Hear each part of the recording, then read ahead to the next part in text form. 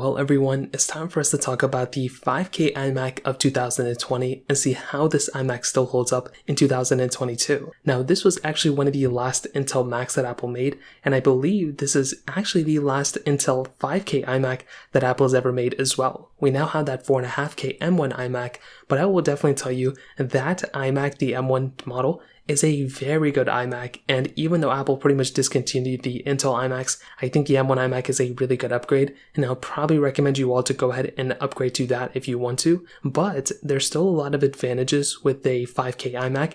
In fact, I use an 5K iMac, the 2015 one, as an everyday device almost every single day. It's very good, it's still very capable, and this 2020 model is only that much better. Now, I had the advantage or situation as well of installing the macOS beta on this version of device as well, and I probably would not recommend you to do it, but I was getting some really good performance from this type of macOS as well. I think it's macOS Ventura, and so far it's been pretty well, to be honest, but they're definitely going to be getting better throughout time. If you want to buy a 5K iMac, links will be down in the description. You can get them from there. You can help support the channel at the same time. Now, starting off with the front of this specific Mac, you can actually see that we do have a beautiful 5K 27-inch display. Now, in my opinion, this is a double-edged sword. The panel itself is beautiful, it's still very sharp, and it's easily probably one of the best panels I've ever used. As you can see, I probably haven't used a lot of panels. However, the other side of the story is the bezel and the Apple logo that's protruding on the front as well. I think a lot of people like the panel, but they just don't like the bezel around it. Personally, I kind of get used to it even on my 5K iMac.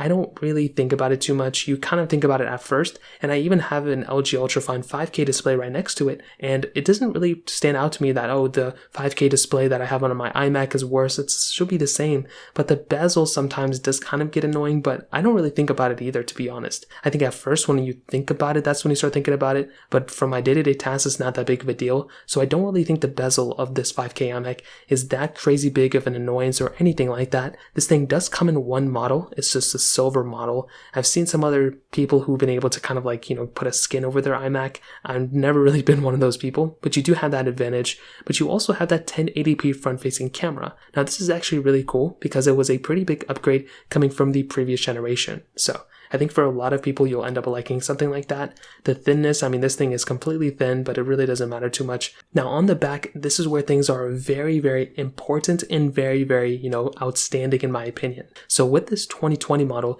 you had 2 Thunderbolt 3 ports, which are the USB Type-C ports, so you can go ahead and plug it into a different monitor and all those other things. You have 4 USB-A ports. So that is something the M1 iMacs do not have. You do not have those standard USB-A ports anymore, but this one does have it. You also have that gigabit Ethernet port that comes built in with this iMac. You don't have to buy a separate thing or anything for that, and you also have an SD card slot on this thing as well. Now, when we compare that to the current Mac models that Apple sells, specifically with the iMac, you can spec it out to get like 4 USB Type-C ports on your Mac, which is still more than enough to be honest, but this one has so much capability built in right out of the box that it's actually pretty impressive. You have that type of capability from this type of iMac, and you don't have to go ahead and really buy any more dongles. You don't have to do anything else. It already comes built in with everything you would need. So personally, I think the port selection on this thing is awesome, but also another really big thing that Apple did with these iMac models, especially these Intel ones, is the RAM upgradability. So we have the ability, if you want, you can buy like an 8GB of RAM iMac if you want to for some reason,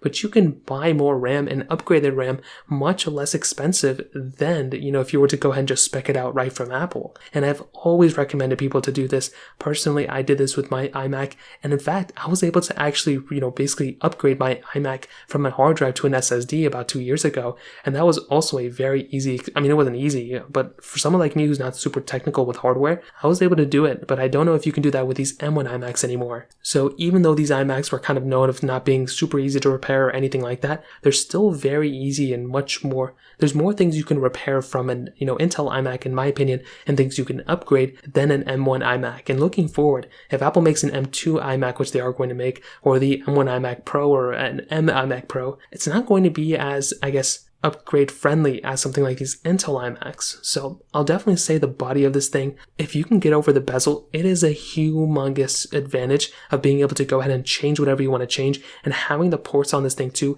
and being able to upgrade the RAM as well. So I would say from that standpoint, this 2020 iMac still holds up very, very well. Now in terms of the internals, this is where things are a little bit interesting. So with this specific iMac model, you can get up to an Intel Core i9 processor in it. You can get up to 10 cores within your CPU. You can get up to an AMD Radeon Pro 57 XT GPU, whatever that was. And you can spec it out to up to 128 gigabytes of RAM and up to 8 terabytes of storage. So that right there, what I'm definitely going to tell you, the thing that's going to stand out to probably the most amount of people out there is that Intel Core i9, because Apple does not, really do any more Intel iMacs anymore. So a lot of people will look at this and they may think that this iMac is outdated, or it's not going to be able to be as feature full as something like the current iMacs. But I will definitely tell you, in my opinion, there are pros and cons on both sides. With the M1 iMacs, they're probably faster here and there, they're probably more performance heavy and all this other stuff, and they probably have a longer future ahead of it, but there's a lot of advantages for these Intel ones as well. I mean, from what I've heard, you can still get really good performance from these type of Intel Macs, but one of my favorite things about these Macs is actually the ability of installing Windows on it. Now you can install like some other virtual machines on your, M1 iMacs and any other iMac, but they're not going to be as feature full as having full on Windows Boot Camp on an Intel Mac. That, without a doubt, is easily one of the most important things you can do. And even if you have another PC or whatever, having the ability of installing Windows on your Mac just allows you to unlock so many more things from your device.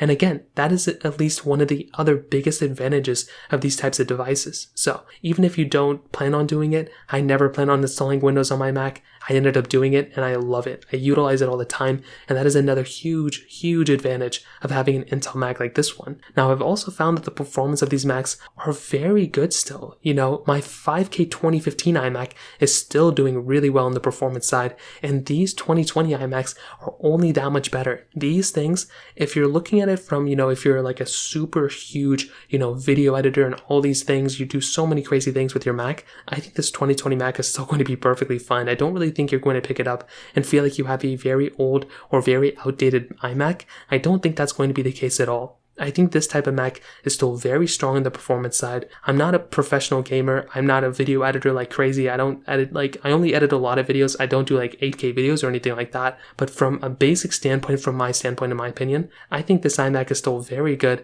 after using and owning these M1 Pro Macs and using the Mac Studio and using an M1 iMac as well. This thing is still a very good performing Mac. It's barely 2 years old at this point, and I'll definitely tell you, even after installing macOS Ventura, it was still a pretty good performing Mac on that macOS beta, which was pretty insane to me. So I say that to say this 2020 Mac is still very, very important, and I think if you can get it for a good deal, I would highly recommend buying it. The only reason I probably wouldn't recommend buying it is if you wanted to buy a Mac today and use it for like 15 years or something like that, or maybe 10 years. I see this thing probably lasting another probably like 8 years or so. I could see this thing from its data release lasting another 10 years. Even my 2015 model that's approaching 7 years old now, I mean, this thing doesn't really seem like it's 7 years old. It's already outdated with software. It doesn't even feel outdated, which is so funny. So I feel like this 2020 Mac is only going to last a little bit longer. And since Apple made the M1 iMac with the same type of design almost as this thing, it's just a white bezel with, pretty much the same type of design. Until Apple makes that bezel-less or maybe a little bit less bezeled design on the iMac, this thing is not going to feel outdated. And I still think probably for another 8 years, this thing is still going to be relevant in my opinion. So in terms of that kind of covers it up. If you have any other thoughts or questions, let me know in the comment section below. Hit the like button, that would mean so much, but definitely hit that subscribe button. More importantly than everything else, I love every single one of you guys. Hopefully I'll catch you guys in the next video. Peace out till then.